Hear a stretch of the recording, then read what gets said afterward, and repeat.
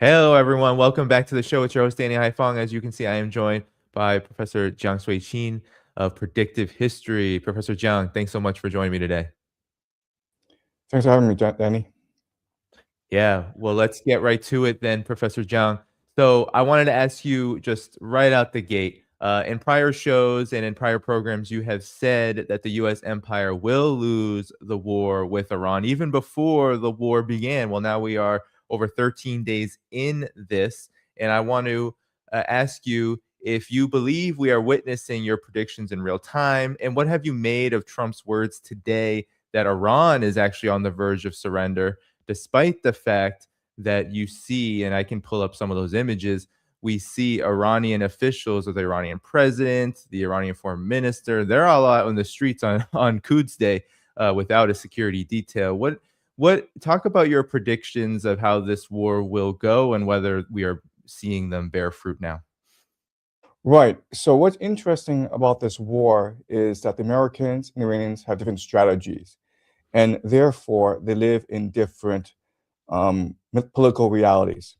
So for the Americans and the Israelis, they believe that what they can do is decapitate the regime, the government, and they've done that by killing the Ayatollah Khamenei, and then put tremendous pressure on the military by bombarding the air defenses and military infrastructure, and then exert tremendous pressure on the civilian population by embargoing the economy, and then by embedding themselves and promoting certain dissident groups, whether they be religious, political, or ethnic groups in Iran. They hope to create a color revolution to eventually overthrow the government.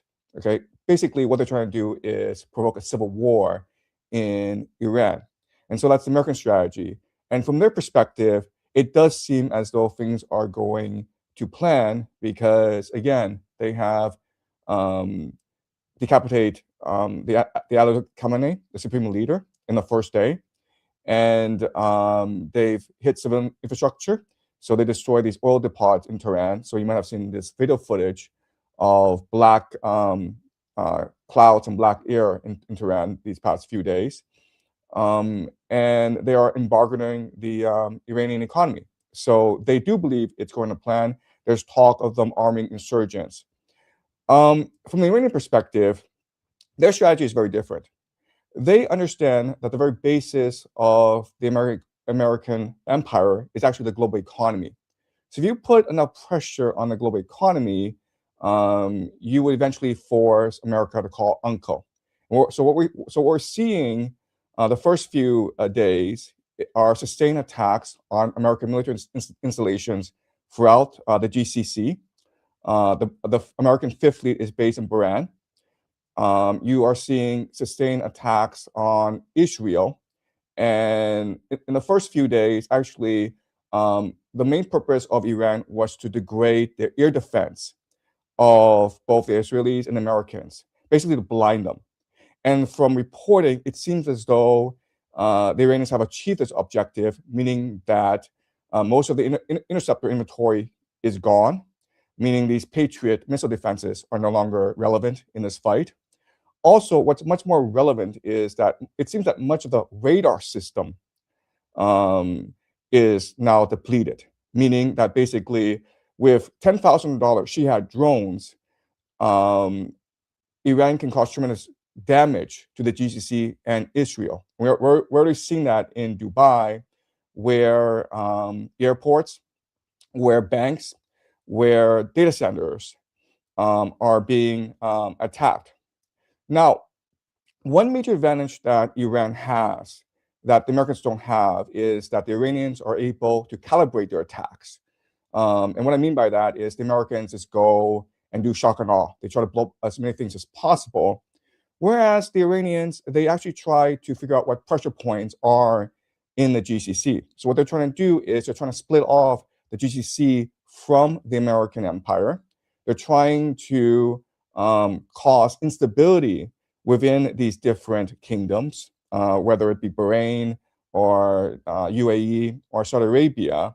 They're basically trying to provoke a civil uprising against these Gulf monarchies.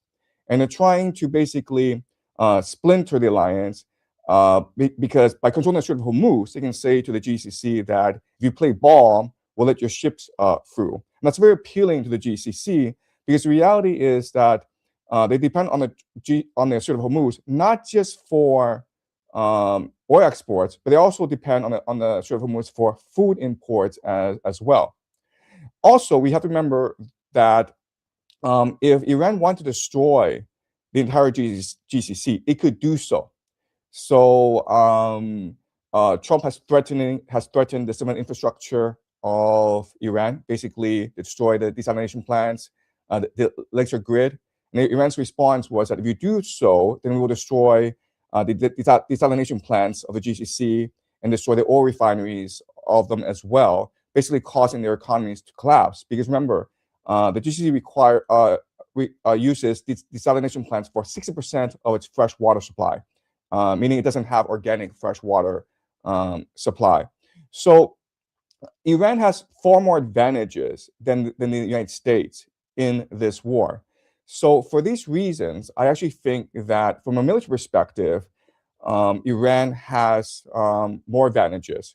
From a political perspective, it's night and day in that this war is extremely unpopular in the United States. About 3/4 of Americans did not support a strike against Iran. And now that the war started, you have more and more Americans confused as to the strategy and purpose of this war. And Trump himself has failed to articulate a clear strategy. And it seems as though the rationale behind this war changes every day. So maybe in the beginning it was about protests, and then it became nuclear weapons. And now it's because Israel was going to attack first, and so Iran was going to retaliate against both the United States and Israel, and therefore the United States had to preempt, Israel's preemptive strike.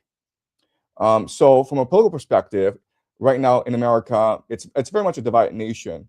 Whereas in Iran, it's complete opposite, where the death of the Ayatollah, and also on the first day, remember, an American Tomahawk missile struck a girls' school in the south of Iran that killed about 170 schoolgirls. These are primary school girls, and most of them are actually the children of Islamic Revolutionary Guard members. And so what that has done is galvanize the nation to resist and to defend their sovereignty. Because if you're Iranian, you've seen what the Americans have done across the border in Iraq. You've seen what they've done in Libya and Syria. This is a war of destruction. The Americans are hoping to break Iran into ethnic enclaves, what we call balkanization, and divide and rule Iran, and basically destroy Persian civilization. And many Iranians will not tolerate this. So for the Iranians, this is a fight to the death. For the Americans, this is a war of choice.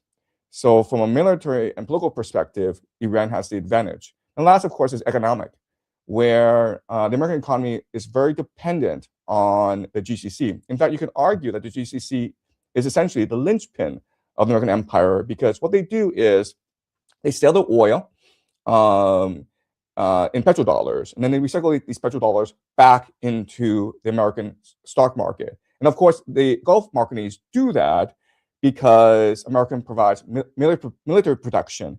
But the first day when this war began, what we know is that these American military bases, were abandoned. And in fact, the soldiers changed into civilian clothes and went to hide in hotels. And that's why Iran was striking these hotels.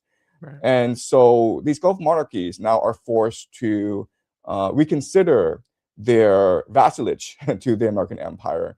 So what we're seeing, I think, is very much the collapse of the American empire. Mm-hmm.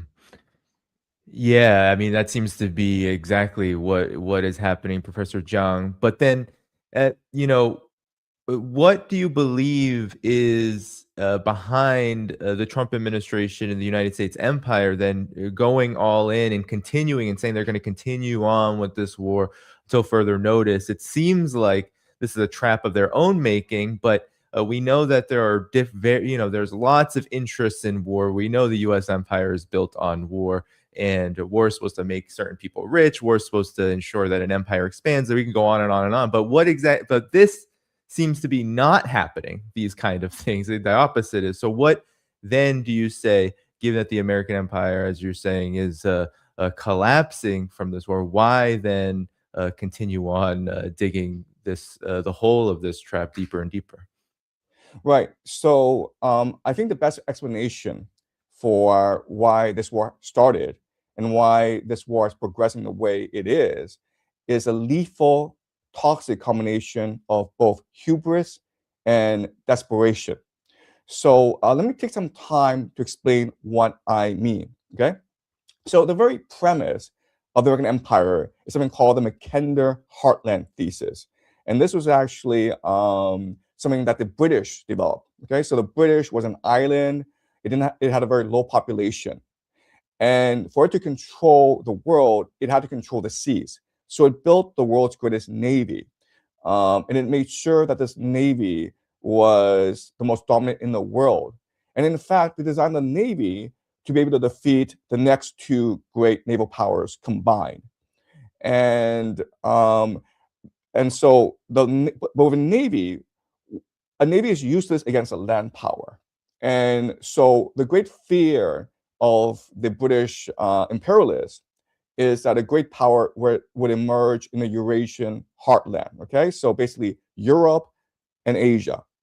And at this time, there were several candidates that could have emerged, and we're talking about the 18th century, by the way, that could have emerged to unify the Eurasian heartland and create this continental trade system that would negate British naval power. Okay, so the candidates were the Ottoman Empire, the French, the Germans, and the Russians, these four great powers. And that's what led ultimately to the Napoleonic Wars. Okay, 7 wars fought between France and the British and their allies. And you can actually see the Napoleonic Wars as ultimately an economic trade war, in that Napoleon wanted to create a continental trade system, and the British refused to let him do so, because that would mean the collapse of the British economy. And so the British basically had an infinite printing machine called the Bank of England. They financed Europe to fight against Napoleon 7 times, and they lost 6 times, but ultimately they won. And they had no choice, because the British economy, like the American economy, is essentially a Ponzi scheme. And so they had to keep on financing until they beat Napoleon. After Napoleon was defeated, Britain became the global hegemon, and then it focused its attention on trying to divide and conquer Germany and Russia. So in the 19th century, Britain engaged in something called the Great Game with Russia, where they fought for Central Asia. Because again, Britain cannot afford for Russia to unify the heartland, because if Russia did that, it could build a railroad system so that all trade could just happen within the continent, and then extend to Africa as well as the Middle East. And then, of course, in the 20th century, Britain and Germany fought 2 great wars, and America came in to save Britain in the end and prevent Germany from unifying the heartland. Okay, so that's the main idea behind the American Empire, and it's still true today. And after the Soviet Union fell, America had this unipolar moment where it could extend its empire throughout the world. And this empire came to an end actually in 2022, when Putin invaded Ukraine. And with Russia essentially winning this war in Ukraine, there's a great fear that Russia, Iran, and China would come together as partners in BRICS, and then they could unify the heartland economically, and then extend to Europe, Middle East, and Africa, basically BRICS plus. And then they could just dump the US dollar. And right now, the United States is sitting on $40 trillion in debt. And and it's a Ponzi scheme. So if other nations stop buying US dollars, then America would be left holding the bag. And then the bomb would explode in their face. The American economy would collapse, and you would see a revolution on the streets in America. So in other words, America didn't really have a choice but to prevent Iran, Russia, and China from forming a heartland alliance.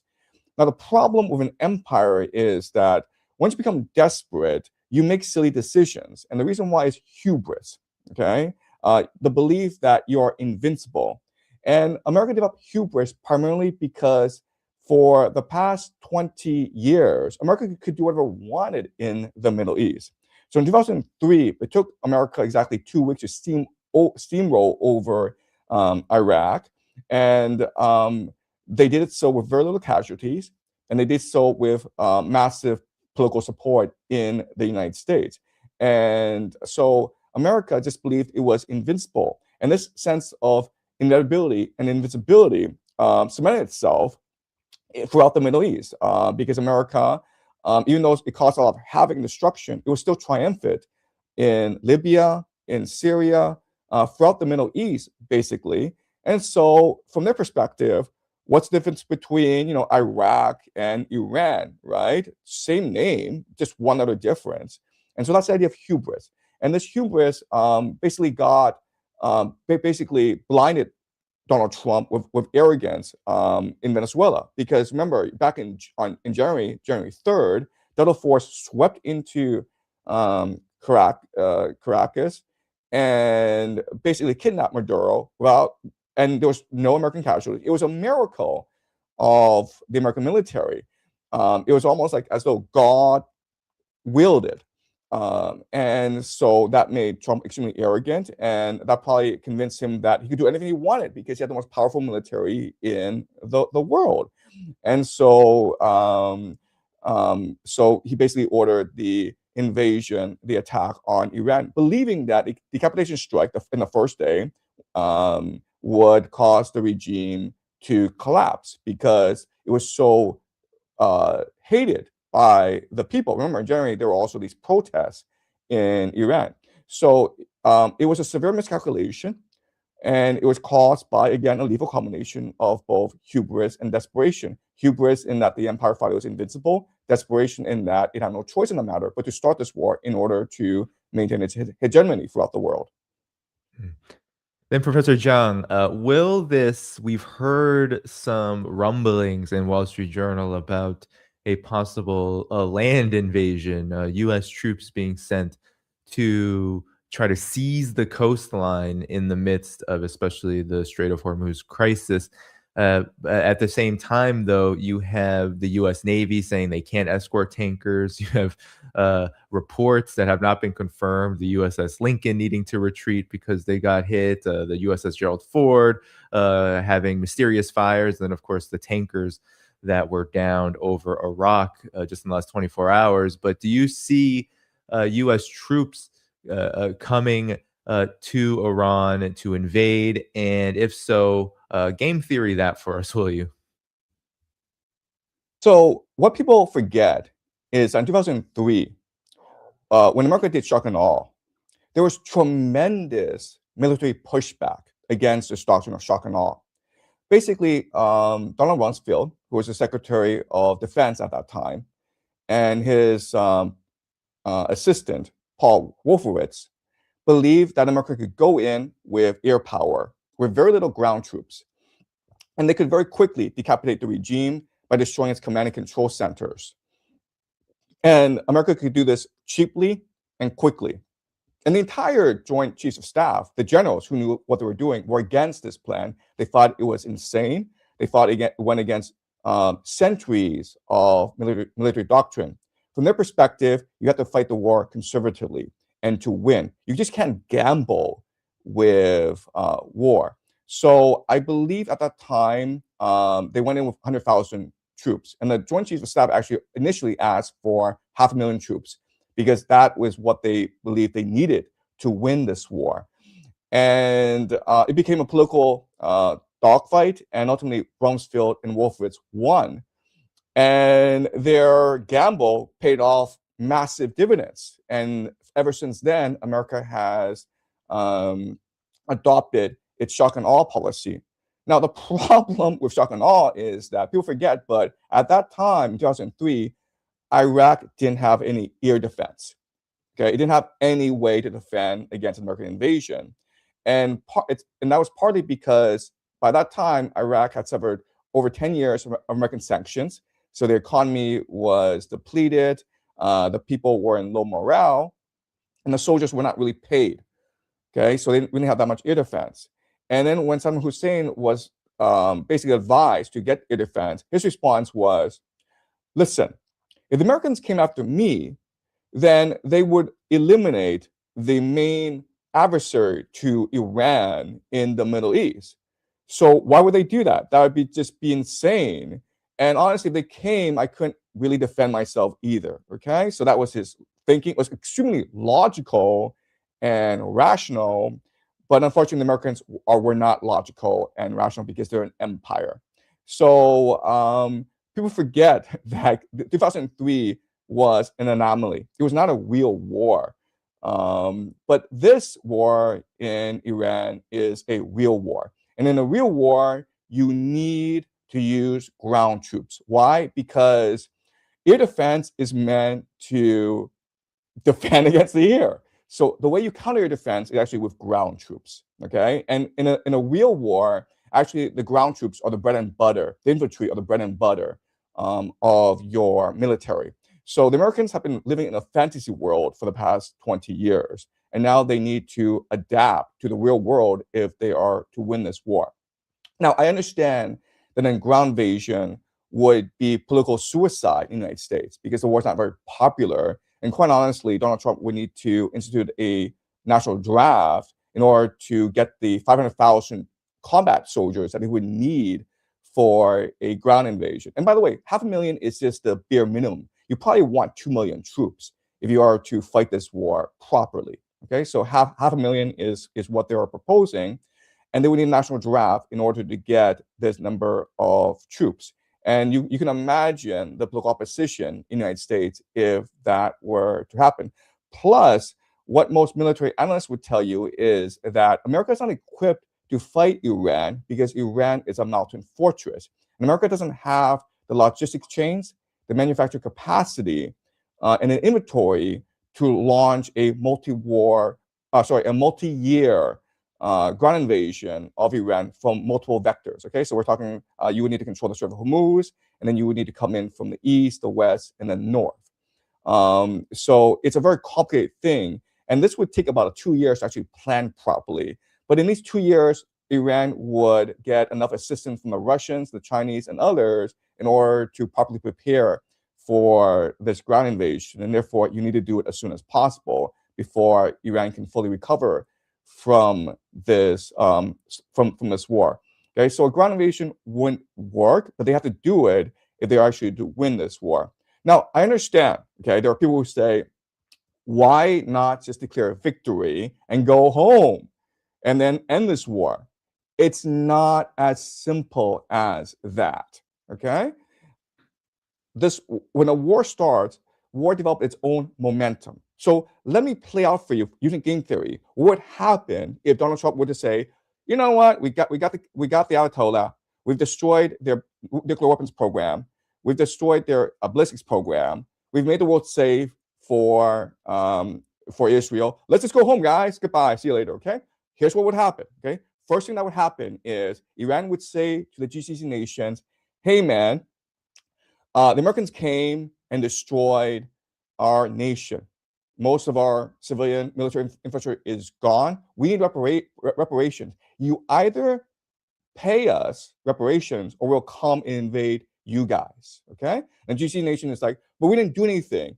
And the Iranians will be like, well, you know what? You've been hosting American bases for the longest time. Also, they use your airspace to attack us. Also, you're the guys who are financing this war because of your investments in the American economy. And so if the GCC nations refuse to pay reparations, then Iran would cause civil uprisings in these nations. Remember, these are unpopular, corrupt monarchies in the GCC. Iran has basically fallen, and everyone else could fall as well. UAE can be easily taken out. And so what these GCC nations would then say to Iran is, let's make a deal. And the deal is very simple. We have $4 trillion in our sovereign wealth funds. We're going to help you finance the rebuilding of your nation. And also, when our ships go through the Strait of Hormuz, we'll pay you a tax because now you are the defender of the Strait of Hormuz. Okay, so that's the GCC. Basically, the GCC, which was a linchpin of the American empire, now transfers over to Iran, and they become the client states of Iran. That's the first major consequence. The second major consequence is if you are Japan and South Korea, for the longest time, you've been buying US treasuries at an inflated price. You're basically paying a tax, a tribute to American empire in order to ensure that American empire defends you. Well, you just saw what happened in the Middle East. So you're like, why am I doing this? Why am I hosting these American bases when a war starts? These guys, these 50,000 or 100,000 American soldiers, will just fly home. So first of all, get out of here, guys. We don't watch you anymore. Second of all, we're not going to buy U.S. treasuries because clearly the United States is not a reliable ally. Okay, so South Korea and Japan would remilitarize and basically become much more self-sufficient economies and stop buying U.S. treasuries. Then you would have Europe, which would then be like, why are we fighting this war in Ukraine again? Oh, wait a minute, we're fighting this war because the Americans asked us to fight this war. In fact, the Americans asked us to pay 5% of our GDP in order to finance this war in Ukraine. Also, the Americans are asking us to draft our soldiers, which is political suicide in our countries. It might cause a civil uprising. But we have no choice because there are lots and lots of American bases in Europe. But after you saw what happened in the Middle East and in Southeast Asia, then you're like, you know what? We don't actually need these American bases. So why don't you guys go home, okay? So the American empire is just kicked out of everywhere. They're forced to close most of their global bases. And you're like, okay, fine, we'll just go home. Is that what Trump said in the first place? America first. Make America great again. Forget the rest of the world. Let's focus on the Western Hemisphere. Again, it's not that simple because remember, America is a Ponzi scheme that depends on the rest of the world buying US dollars. And as long as the US dollars as long as the rest of the world buys US dollars, the Ponzi scheme can continue. Once Japan, China, South Korea, Europe, the GCC stop buying US dollars, what happens? You have economic collapse. And once you have economic collapse, you have civil discontent. We're talking about something much, much worse than the Great Depression. Take the Great Depression and magnify it by 100 times. You come close to the calamity that is ahead for America. And so it's very possible that if you were to retreat from the GCC, you would cause a chain of events that would lead to political revolution in America. And so if you are the elite in America, your options are wait for the revolution to happen sooner or later, or send in ground troops with the hope that you pray to God enough, then you can maintain your empire. Yeah. Well, I wanted to then get to how you believe, then, given that these are the possibilities, how it will actually transpire, Professor Jiang, especially in terms of the impact on the world with this war, because we had already been talking about on this show for many years now the emergence of a new world order that is not dominated by U.S. hegemony. How do you see this war and its aftermath affecting the wider world, given that it's not only a regional war, but it's become a global war, a world war in many respects? And you've talked about this being not just a prelude, but actually a part of a World War III scenario that we are in. Right. So people don't really appreciate how unique and unsustainable the American unipolar moment was. Think about this, where just an average American, okay, and we're just talking about like a middle class American.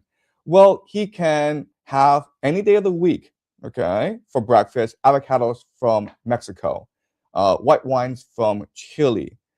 He can book a flight on the website and very cheaply fly to Maldives for a week-long vacation and just US dollars to pay for everything. He can go to Europe for the summer. For the internet, he can communicate with people from all around the world. And this is unsustainable because a lot of it depends on people's belief that the American empire is invincible, and therefore I have no choice but to be a vassal to this empire. And that's what sustains this unipolar moment. But now that you have this aura of inevitability and inevitability collapse, punctured by this war in Iran, then people no longer believe in the American empire. And so what you'll see are three major trends happen in the next 5 to 10 years. And quite honestly, the nations that are most willing to embrace these three trends will emerge from the collapse of empire the most vibrant. Okay, and these three major trends are: number one, deindustrialization and deurbanization. Okay, so what I mean by that is that it is silly that we have so many mega cities around the world. Think about how many cities with 10 million plus people there are around the world. And it's silly and stupid because we depend on food to live. And these people in the cities, they're not growing food. And where they're getting food is importing this food from overseas or internally. Okay, so you have basically a specialization of agriculture throughout the world, where basically just one nation just does one cash crop, growing bananas or avocados, whatever. Okay, but that's just really silly to do.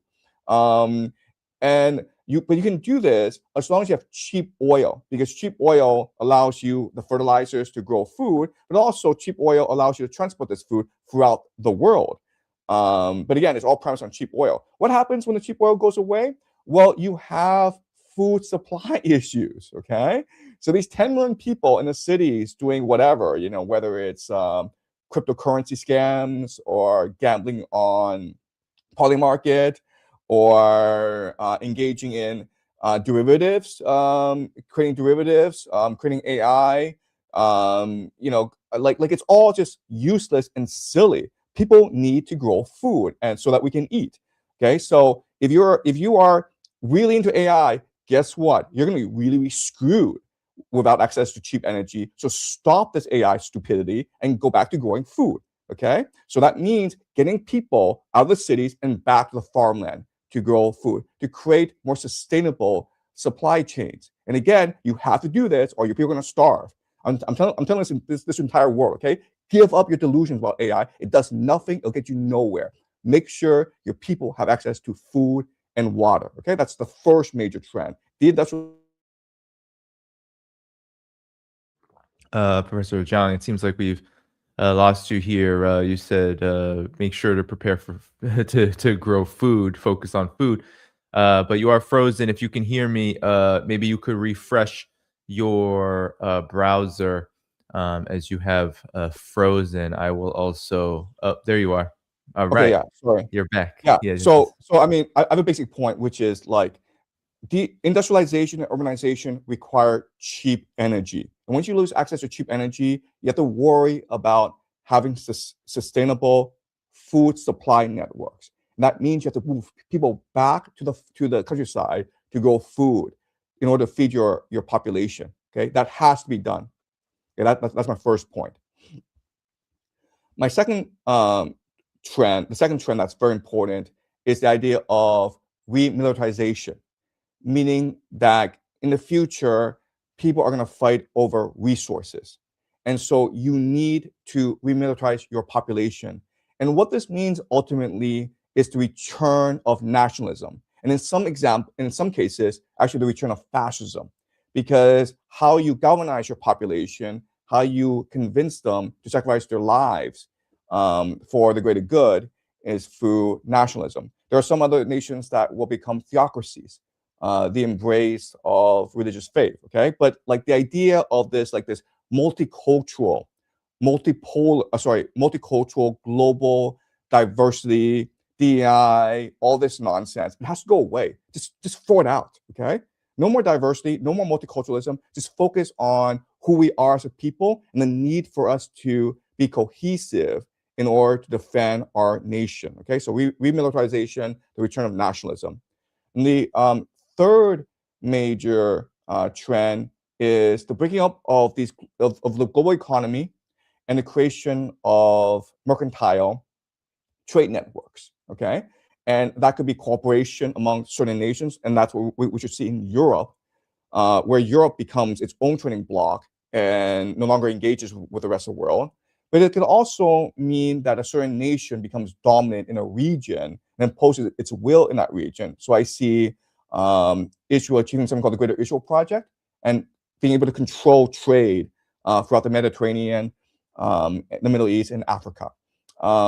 In East Asia, there'd be competition between South Korea, North Korea, Vietnam, Japan, and China for resources.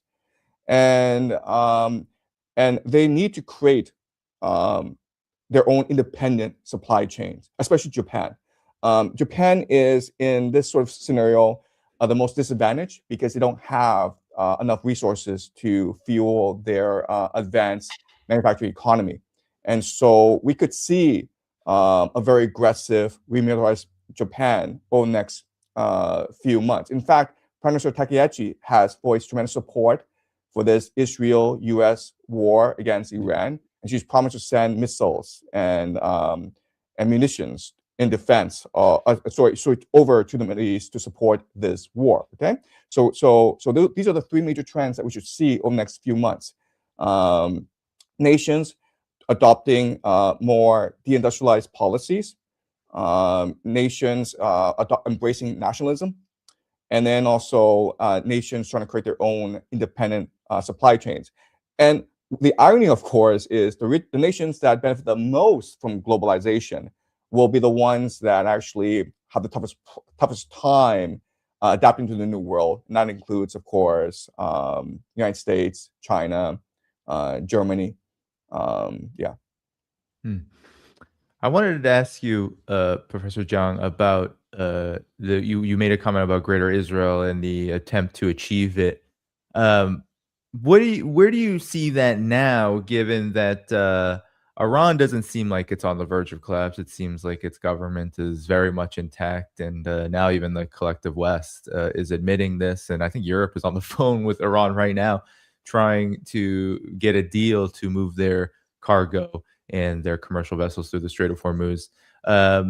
But also, Israel is in heavy fighting with Hezbollah, and part of the Greater Israel Project will also include Iraq, and we see the resistance downing refueling tankers. So there's certainly opposition to this, and we haven't even gone into Yemen yet with what could happen if the Bab el-Mandeb is closed. So where do you make of where the Greater Israel Project is right now and how that will take shape in the days and weeks to come? Okay, so Israel is a very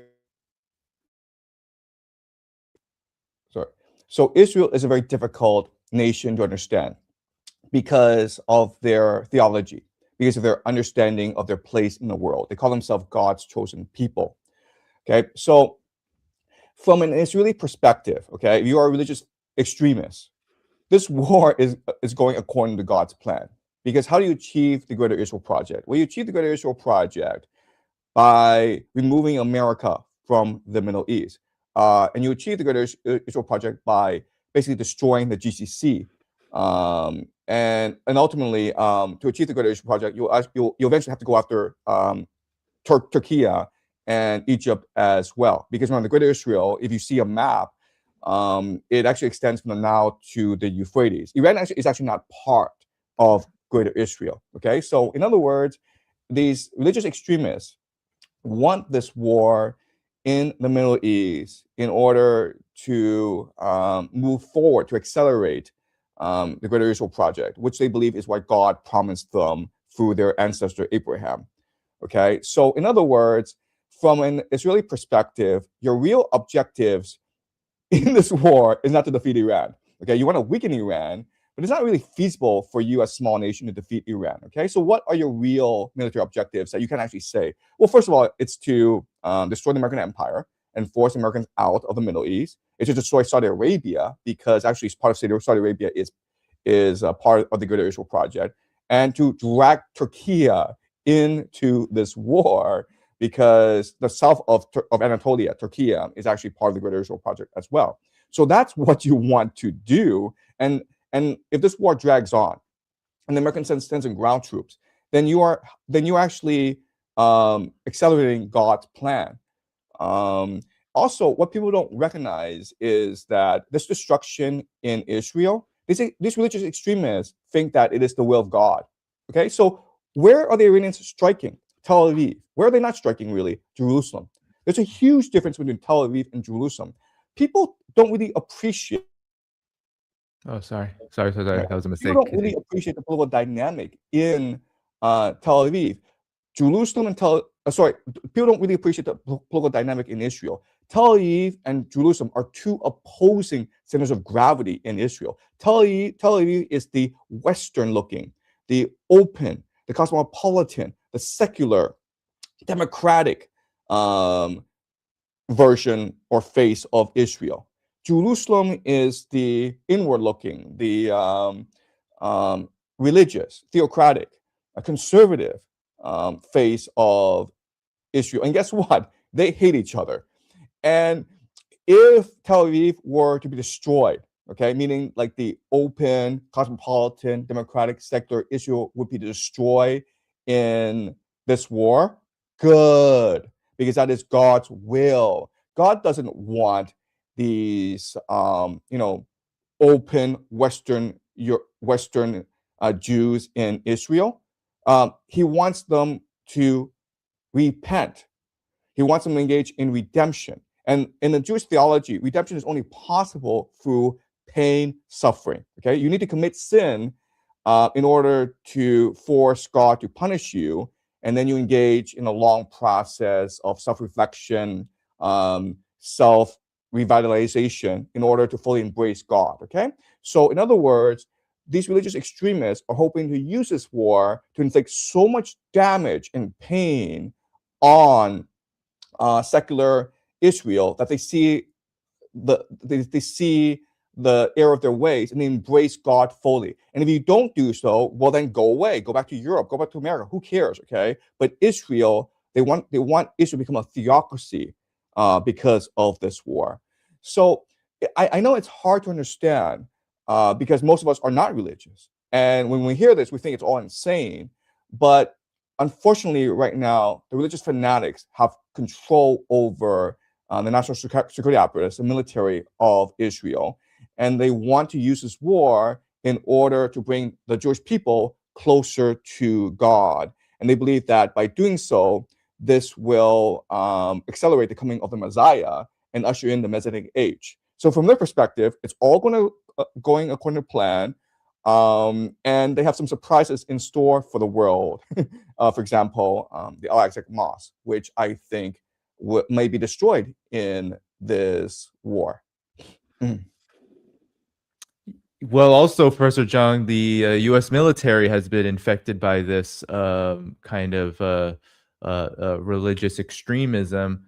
You've probably seen the reports of 200 plus complaints from the Military Religious Freedom Foundation by U.S. troops saying that they were told that this war was all part of God's divine plan. And they were told there were multiple references to the book of Revelation referring to Armageddon and the imminent return of Jesus Christ because of this war. So, I think a lot of people are interested, first, John, in hearing your take on how this religious extremism we see, and this is when we talk Israel and, of course, the collective West, it's getting worse and worse, contrary to how people view Iran, actually. And I'm wondering how you see that affecting not just this war, but also the world as these changes, the end of unipolar dominance by the United States really becomes much more apparent from this war and, of course, in the coming days and weeks. Right. So I've always argued that this war is eschatological, okay? Meaning you can't really explain this war from a purely geopolitical lens. Yes, I do know that I spent the early part of this discussion talking about why empire needs to engage in war. But, there are alternatives to what they're doing, okay? So the first alternative is just become friends with Iran, remove the sanctions, return to the nuclear deal, the Obama-era nuclear deal, and engage in trade with Iran. And look, the Iranians are pragmatic people. They would welcome American investment. They would welcome the opportunity to sell their oil to America. Okay, that's your first option. But if you don't want to do that option, then you can also choose a strategy of economic strangulation, meaning that you basically embargo Iran. Iran sells most of its oil to China, and that's a shuttle fleet. Well, you can embargo Iran because if you just look at the map, there are American military bases everywhere, right? So you have options.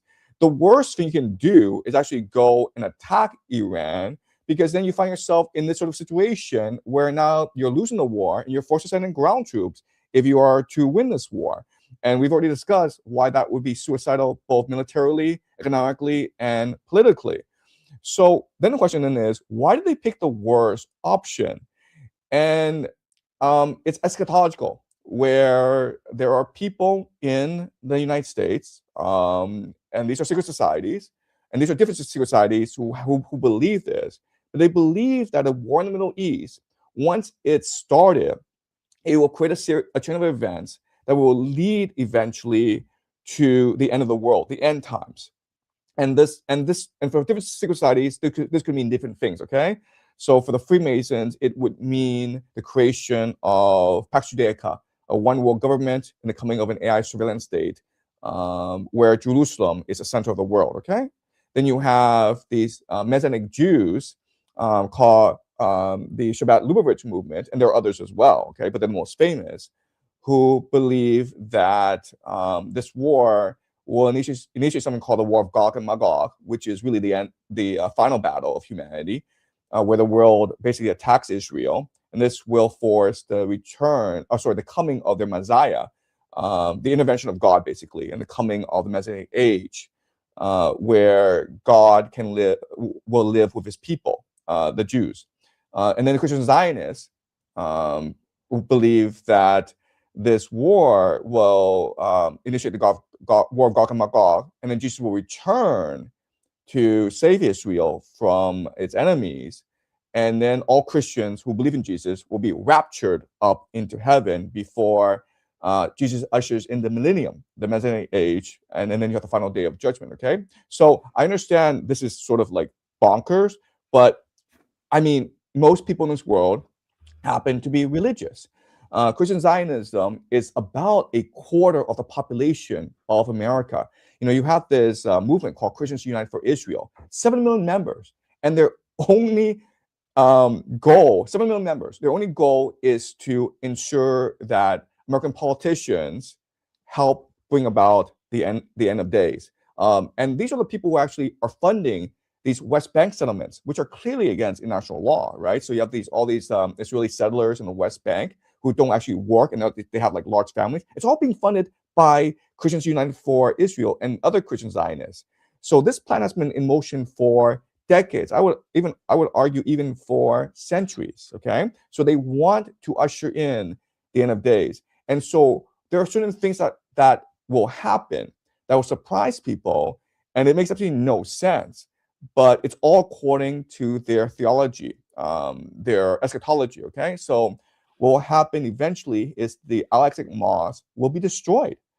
And in fact, there's been discussions on social media how this will happen. Basically, the idea is, okay, for the past few years, they've been conducting archaeological digs under the Al-Aqsa mosque, which is the third holiest site in Islam, by the way.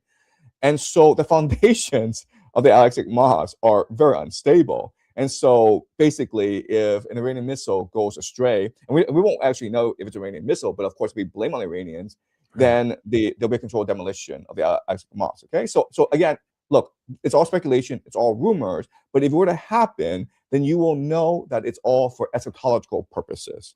And of course, and also like this is hard for people to understand, but anti-Semitism, the rise of anti-Semitism in the Western world is also part of this eschatology, because in both the Jewish and Christian eschatological understanding of things, the Jews must return to Jerusalem to seek redemption, to seek to seek the love of God, to unify with God, and that basically means bringing the Jewish diaspora back to Jerusalem. Now, as you know, many Jews in the Western world live very nice lives. They're very successful. Oh, you froze, Professor Jiang. You said they're very successful. if you come back. Yeah. Yeah, there you go. So they're successful, and then they won't come back voluntarily. Well, then you make them. And again, I know this sounds crazy, but please remember, this war in Iran is crazy. It makes absolutely no sense why the Americans are fighting the war the way they are. And it like honestly, it doesn't seem as though Trump and his people really care. And their response to this growing unpopularity of this war in America is maybe to institute a national draft. There's talk of deploying the National Guard to quell unrest throughout throughout America. Like Trump's cabinet has basically moved on to American military bases, and the people that would be most responsible for a national draft and the sending of the National Guard, people like Pete Hegseth and Stephen Miller and Chrissy Noem, they've all moved to American military bases. And why would they do that? Okay, so it seems as though something is being prepared for America. Well, Professor Jiang, what you're describing here. I'm wondering how it clashes with capital, then, because we know that finance capital, we know that the military-industrial complex, they have very, I wouldn't call them rational, given everything that we talked about so far with how this war has transpired. But there are, I think, understandable disagreements and irreconcilable contradictions that they have with the Iranian government, whether it's wanting to maintain hegemony and ensure, as you said earlier, that Russia, China, Iran cannot unite at a political, economic, and military level. And we could go on and on and on. Have the Strait of Hormuz, for example, to have control of that, to be able to ensure, so-called freedom of navigation, aka dominance of all trade routes, to cut off China and anyone else who needs to be dominated to ensure that their trade routes are directed by the U.S. and therefore will benefit U.S. financial interests. So how does this development that you're describing clash or align or some or both? Help us understand why there is, because in many ways what you're describing could very well clash with it. So how does it all come together? Okay, so unfortunately, the eschatology of these religious extremists and transnational capital, their interests are aligned. Okay, so let me explain why. So this eschatology comes from these occultists who spent their entire lives reading the Bible and trying to interpret divine providence and divine intention in the Bible. Okay, so they feel as though this Bible is actually the words of God, and God has laid out this plan in the Bible. So if we're able to interpret this code properly, then we have an understanding of God's plan, and therefore we can enact it in our world to accelerate the return of God to our world. And famous occultists in the past include Isaac Newton. People don't appreciate that he spent most of his life actually studying the Bible, and him creating the laws of physics was actually just a function or a side function of his intense study of the Bible, because he's trying to understand the mind of God. Okay, another very famous occultist is Sabtai Zevi, a modern day occultist that just recently passed away, but who's extremely influential, is named Rabbi Sneerson, who was the global leader of something called the Shabbat Lubavitch movement. Okay, so we don't actually need to know these people. We just know that there are these people in the shadows who are planning all this. Okay, now if you're an occultist, you're interested in the movement of the stars. You're interested in the grand scheme of humanity, and therefore you have insight to certain historical patterns that emerge. Okay, so the world that we're living in, the patterns that are emerging, the collapse of empire, this is how all empires collapse, and this is something that occultists understand. Okay, but from their perspective, this isn't just game theory, or this isn't just the nature of empires. For them, they believe it is actually the intention of God. Okay, so so from their perspective, you can actually change events, but what you can do is accelerate events, right? So if an empire is collapsed, and these empires usually about 200 years to collapse, that would create tremendous human suffering, right? Look at the collapse of the Roman Empire and how many wars how much bloodshed was conducted because of the collapse of the empire. And the collapse of the empire led to the Dark Ages, right? About 1,000 years when Western civilization had to reconstitute itself.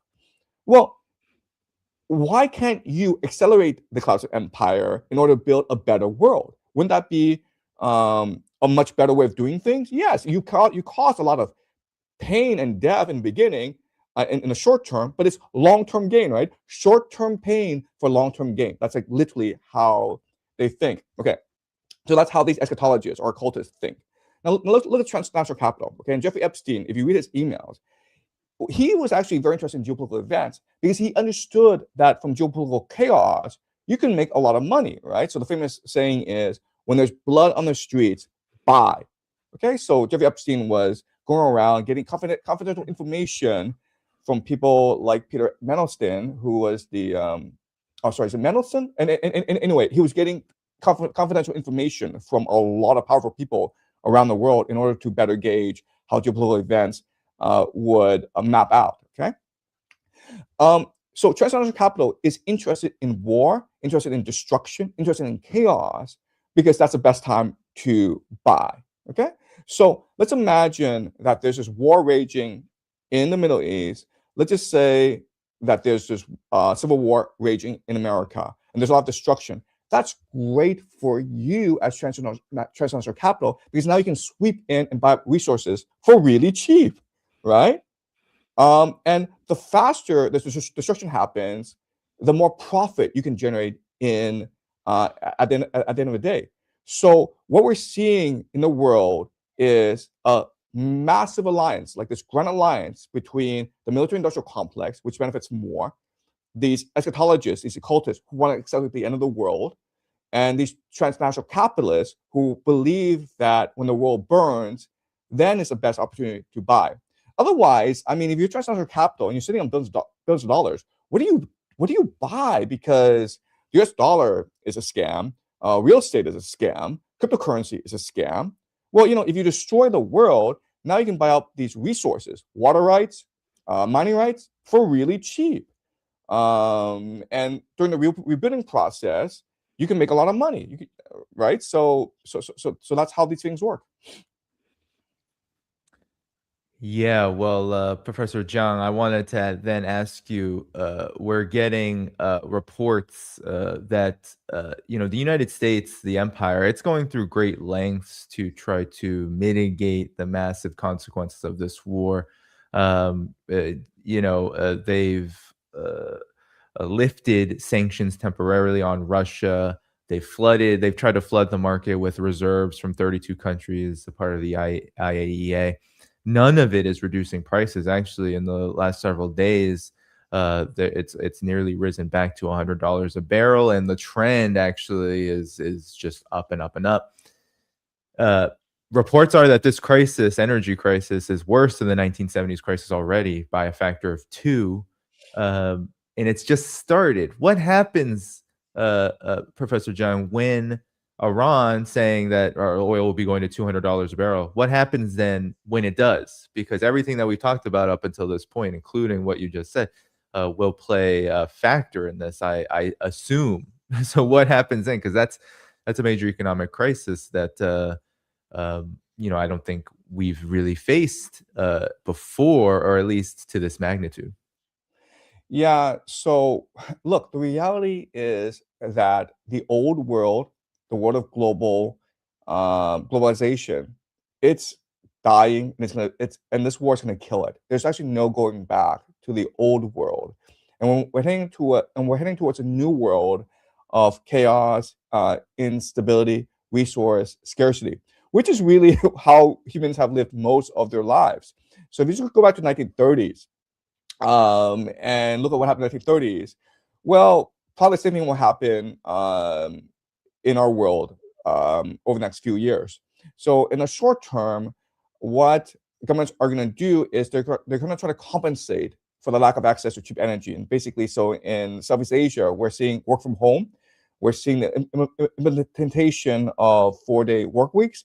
Eventually, they'll move to lockdowns, very similar to COVID as well. Because the reality is that Without cheap energy, it's impossible for the modern nation state to sustain the populations that they have, right? You can't feed tens of millions of people based on food imports and cheap energy. So these nations are going to struggle, and you will see lockdowns, you will see food rationing throughout the world. They have absolutely no choice in the matter. These airlines are going to have to close down. People cannot fly around the world whenever they want anymore. It's too expensive, and it's too pointless to do so. So prices will skyrocket, especially for plane fares, especially for meat. And so that's the short term. In the midterm, you will see conflicts throughout the world. So this could include civil unrest. This could include political revolutions. Because remember, these governments around the world, most of them are not democratic, and most of them are extremely unpopular. And most of them are actually sustained by the power of American empire, especially in the Islamic world, especially in South America. And so once American empire fades, and American empire is not able to provide a material lifestyle, then the population is going to revolt, and you will see the rise primarily of like right-wing nationalist movements. And we're already seeing that in Europe. And that's just going to be a natural trend. In the long term, you will see massive remilitarization and a massive restructuring of society. Okay, so one thing that these nations need to resolve is the aging crisis, especially in Europe, especially in Southeast Asia, South Korea, Japan. Whichever nation is able to resolve the aging crisis as soon as possible will come out of the coming chaos the most vibrant nation. And I think that there's one nation in the world that I think actually has a solution to the aging crisis, and that's Japan. Why? Because the aging crisis in Japan is the most salient. It could destroy the economy. And so what I think will happen is that Japan will institute a national euthanasia program. So if you're over 80, you will volunteer to, yeah. But I'm sorry, this is hard, okay? But I mean, like the world that we're going into, we have to really plan ahead and imagine the darkest possibilities. So yeah, it's not a pretty picture. Hmm. Yeah, what's so interesting, I was just looking at the rankings, two of the biggest countries, I guess we could count Guyana as food self-sufficient. It's on the rankings internationally, but China and Vietnam are 2 and 3, and the rest of the countries you can see very low. US, Western countries, very, very, very low. So in the hardest of times, it'll be very difficult for the collective West to be able to sustain itself, and I think that's why we see too, Professor Zhang, is in the collective West, the US, this kind of extremism that you say complements so well the warmongering, the desperate attempts to basically blow up the world are so salient, because I do think that um, there is this real urge from those who control Washington. Some people call them the Epstein class, to ensure that they are covered, that their behinds are covered, as things continue to spiral for the system that they control. So, Professor John, any final comments? Anything you want to say about about the Iran situation, the global situation as it relates to it, that we might not have said so far? Right. So the Western nations, Europe, North America, are the ones who will suffer the most in this age of tribulation. And a lot of the reason why is that for the past 50 years, these nations had the best lives. Like if you're a baby boomer, you had the best possible life. You probably lived better than the Roman emperor. So it was just a very unsustainable lifestyle. And these baby boomers, they're clinging on to empire because it's empire that gave them all these worldly benefits. and they're leaving a terrible legacy for their children and their grandchildren. And quite honestly, they don't seem to care. People don't really appreciate the impact of baby boomers on imperial policy. Basically, baby boomers are like, you know what? I have another 5, 10, 20 years left. I want to make sure that I'm enjoying the world.